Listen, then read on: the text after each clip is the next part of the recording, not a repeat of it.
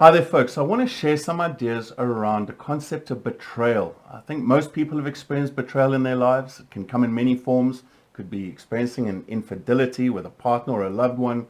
Or maybe it's where we've had friends who have been dishonest or disloyal, or maybe they shared some confidential information that we trusted them with. But regardless, with betrayal comes a whole series of very sad and painful emotions. We experience this loss of a reality that was once there and is no longer there. And with that loss comes grief, comes shock, comes anger.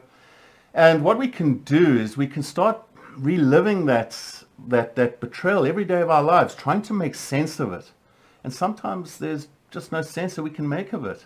And also what we can do, and I found I did this to myself, is we can go inwards and stop blaming ourselves for maybe thinking of how we created that betrayal scenario or how we could have avoided it altogether. And what I find is when we're blaming ourselves, we're just adding more suffering to our pain.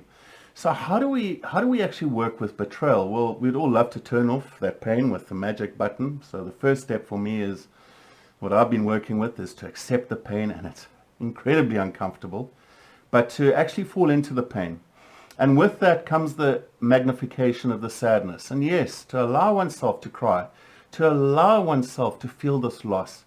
And you see, our emotions are always expressing themselves. They demand expression. If we don't allow ourselves to go into this vulnerable space, it's like shoving that dirt under the carpet. It becomes a mound and we trip over it. That anger will be there and it's going to demand expression. So that anger is going to lash out at maybe people who are less deserving of that anger. The people we love that didn't betray us. Or maybe, we'll try and seek revenge and we use all this energy as a waste, which slows us down, instead of maybe using that anger more constructively, like getting out to gym, doing some exercise, punching a punch bag if you have to, or maybe focusing on work that you love doing. And for me, this is a very compassionate act when we start accepting our pain, accepting the sadness that comes with the betrayal.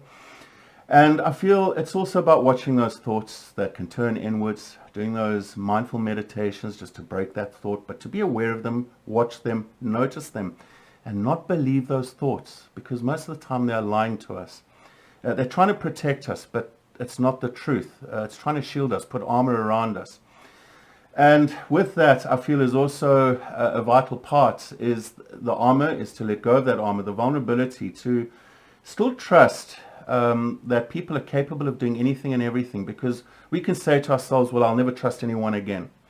But that limits us even more so. We can isolate ourselves. We could have social connections that are not very strong. We can push people away. And this isolation can really impact on our sense of fulfillment in life and our well-being in general.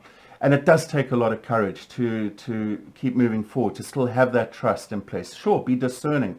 But as we fall through this pain, as we allow ourselves to feel, we'll get through it a lot more quicker than if we denied that. And not only that, we'll come out the other side a lot more wiser. And I think our relationships will be a lot more richer in whatever capacity those relationships are. And this all contributes to a life well lived. So these are some thoughts, folks. And until we chat again, take care and stay aware.